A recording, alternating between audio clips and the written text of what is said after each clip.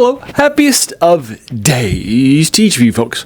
I hope you guys are having an absolutely amazingly awesome day today. Today I'm taking a look at the animated Galaxy 4 version, and this is a version of the third season starter of the Doctor Who era, and that sort of a thing. 2 months on DVD, so you can check it out too. And then it's also available for streaming online for free if you're in the UK and have set up and that sort of thing too. Or I try to find it, just see if I can find it for streaming too. Unfortunately, I couldn't. Sorry about that, and that sort of a thing too. So this is for my Serial Saturday that I dedicate to reviewing older serials for you folks. Now, I started off by doing some things like Flash Gordon, Captain Marvel, and that sort of thing too, and then some other TV serials sometimes here and there like this.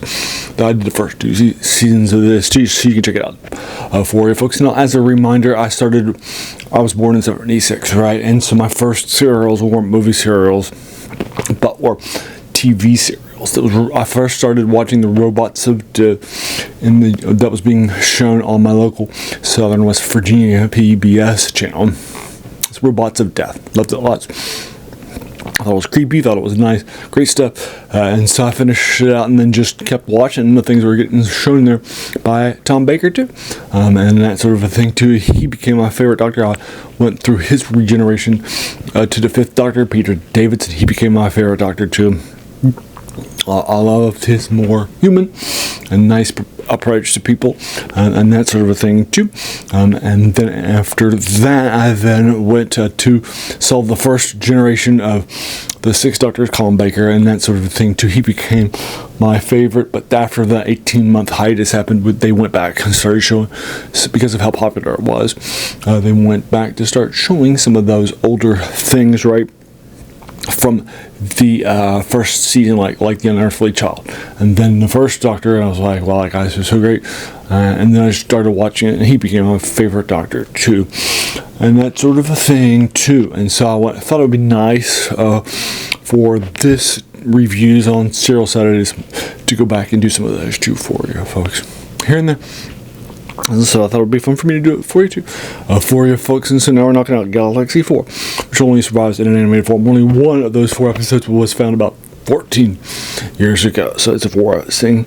So this is a 4-parter for 90 minutes, and that sort of a thing roughly in 1965 that opens up the 3rd season for you folks. So again, this is the first Doctor, my favorite Doctor. That's William Hartnell. It has 2 characters, 2 companions, rather. Stephen Taylor is played by Peter Purves, and he's an astronaut. And then the other one is Vicky, played by Maureen O'Brien, and she is all about, she's from the future, and that sort of thing too. For you folks. It also stars as the big bad Stephanie Bidmead as Big Bad Malga, but that really doesn't have that many people. I think maybe only 3 other actors actually on the screen. That sort of a thing too. So yeah, nice like that stuff. This is directed by Derek Martinez, who had to get subbed in because he was getting some injuries. It was written by William Adams, who was a fan of this show, and that sort of thing too. I wanted to sort of put that in. He actually submitted a subscript in the previous, and then that script writer said, "Hey, you want to do this?" And he said, "Sure, no problem." And then it was produced, and it was one of the last ones by Verity Lambert. She's the person, but because it was the first one of the next season, and she did finish it out, and it was started out at the end of the last season. But then, so she is credited as the producer, but this would be where she would move off and that sort of a thing too. So it's got a lot of changing of the guards in the behind the scenes stuff for you folks. Alright, so let's take a look at it. So this had great ratings at the time, great viewer numbers, some of the better viewers. In fact, there is an episode here that has the highest viewership of anything in the season 3, right? And that sort of thing too. So it was great, and that sort of thing too. Lots of people during the time gave it some good reviews too, saying that it was pretty strong, right? And that sort of thing too. Great idea. Nice kickoff. So let's start to unpack those for you and why it's not as good to my mind. So here So let's start off. The idea behind this scenario. It's set on a planet where nobody is living, but has great habitability. And there are actually 2 crash ships here too, that were crashed here, and of different civilizations, and that sort of a thing too. And so the idea here is to show the viewers that you shouldn't trust what people look like, right? And that sort of a thing too. You should judge them based on who they are, not what they look like, and that sort of a thing too, which makes sense, right? And so that is the idea here, and that sort of a thing too, to teach viewers that, and that sort of a thing too, right?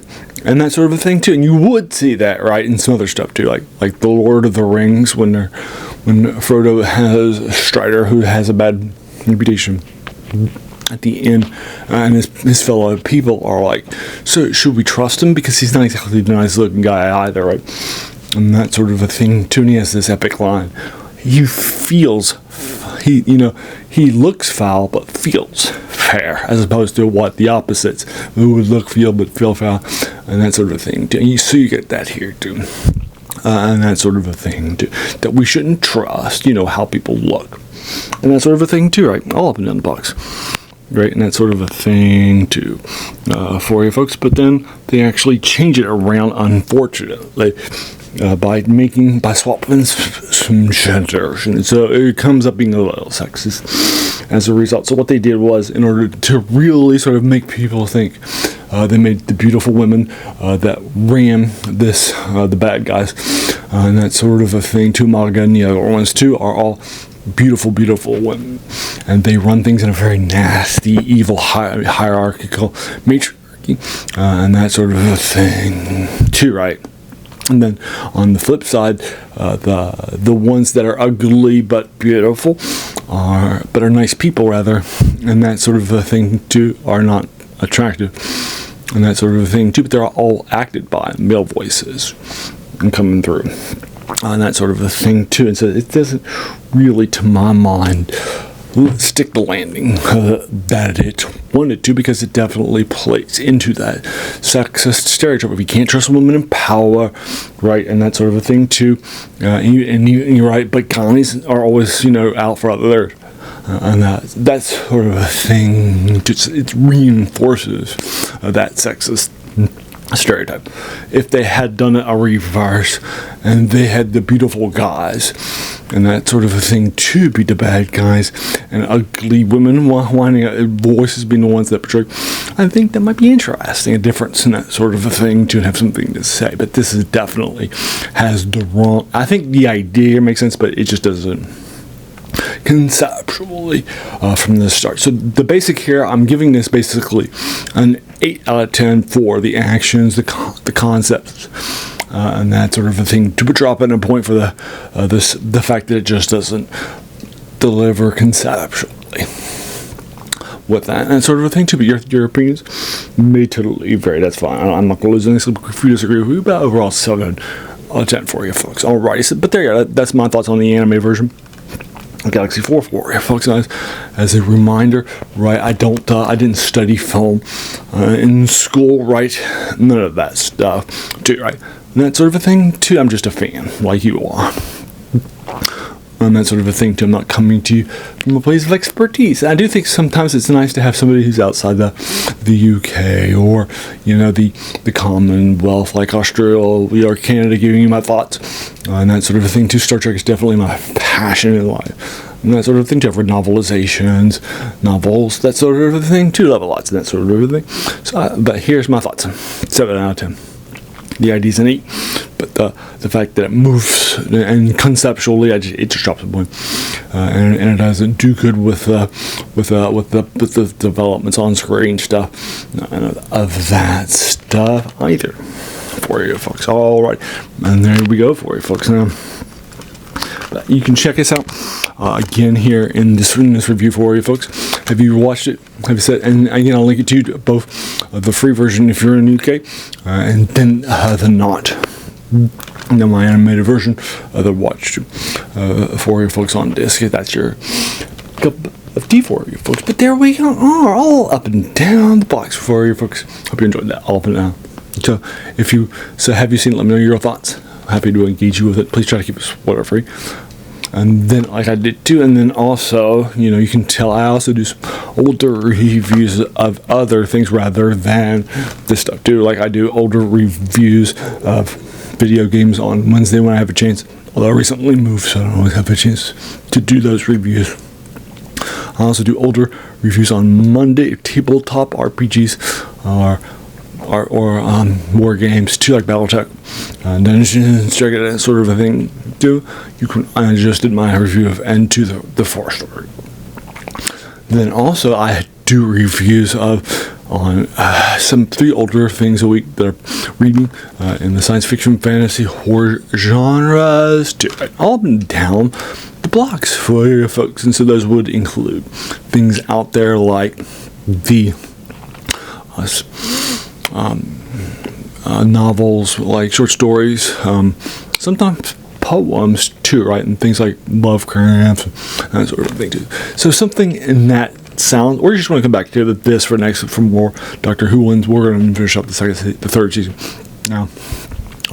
You can check that out too, right? But don't feel any pressure, right? Because this is just a passion project. I'm not getting paid for it, right?